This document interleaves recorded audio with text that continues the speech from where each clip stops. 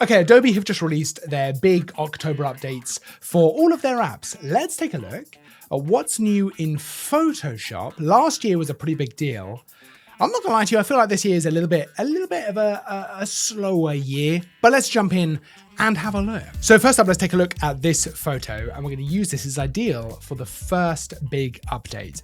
And this is with the remove tool. So if we come up here to the remove tool here, you'll see that up the top, and we can just get rid of that. Up the top, we've now got this new button, Find Distractions. And if I click that, you've got two options, wires and cables and people. Now, it's a little bit hit and miss. It's a new feature, so this tends to be the way it is. But if I click wires and cables in this, you might be able to see there's some wires down the middle of the photo here. Photoshop's going to work out where the wires in the photos are, and then it's going to remove them for us. And you can see it's actually done a pretty good job. But if I was to undo this, you can see that actually it has also removed some other parts of the photo. So it's thinking some of these different lines on the buildings here are actually wires, which it needs to remove. So it's not perfect. And actually in this case, maybe I would have been better off just doing it manually. So actually in that case, I can just go in with the remove tool myself and just brush over these wires. I'm not taking that much care over it. I'm just sort of getting it done.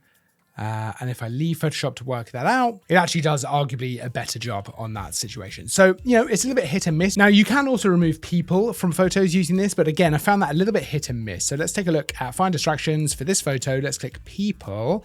Let's see if it can work it out. I don't think it has, no, because I think it must be looking for faces when it's doing this. But if I did want to remove her, I could again just go in and use the remove tool and just brush over her like so. And Photoshop does actually a really good job of removing her from the photo. So I think for me, I'm probably gonna stick to just using the remove tool as I've been doing, right? So a little bit more manual, but it really, I mean, it's so easy anyway.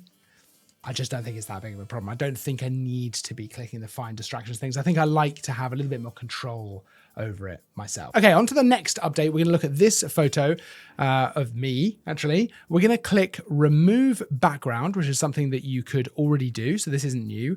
Although I must say, it seems to work really quick and really quite accurate, actually.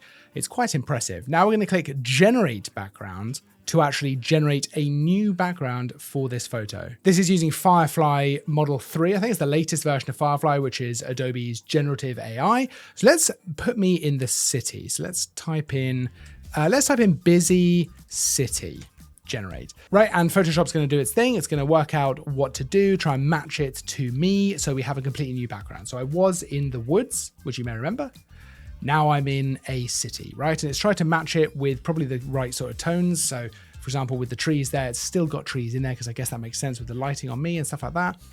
That looks pretty good, right? I quite like that one. So this is actually, I think, an incredibly powerful tool with regards to lifestyle photos, because I can take a photo of myself holding a camera like this and put myself pretty much anywhere I want, matching the lighting really, really fast. But there's even more to this. So another new feature here, we can actually right click this one. So I like this one. Obviously we've got the 3 variations. We could generate again, we could change the prompt, but instead I'm going to right click and I'm going to click Generate Similar. So now Photoshop's going to make 3 new ones, but based on this middle one, which I've told it, I like this one. Do 3 more like this. So let's see what it comes up with. Okay, there's another one which I do quite like. That's pretty good as well. That would probably be, maybe that would be the one I'd use. So I've just duplicated the layer so we can see the before and after. This is how the photo looked originally, me just in the woods with the camera. And now we've got me in the city, and it's so quick to do it. This is something that I think is going to be really useful. It's just leaning into that generative AI stuff that Photoshop has been pushing, where we've got generative expand, generative fill, generative background, generate similar. It's pretty useful actually for certain situations. Is it a little bit scary as well? Yeah, I think so, a little bit.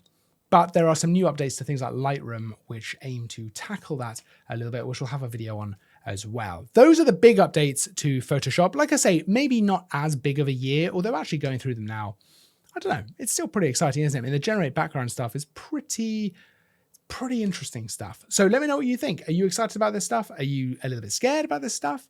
I'm a little bit of both. So I'd love to know what your thoughts are. Let me know in the comments. And of course, there's a list of all the kit we use for these videos, photos, all that kind of stuff down in the description so you can check that out for yourself. Don't forget to like and subscribe as well because there's new content all the time.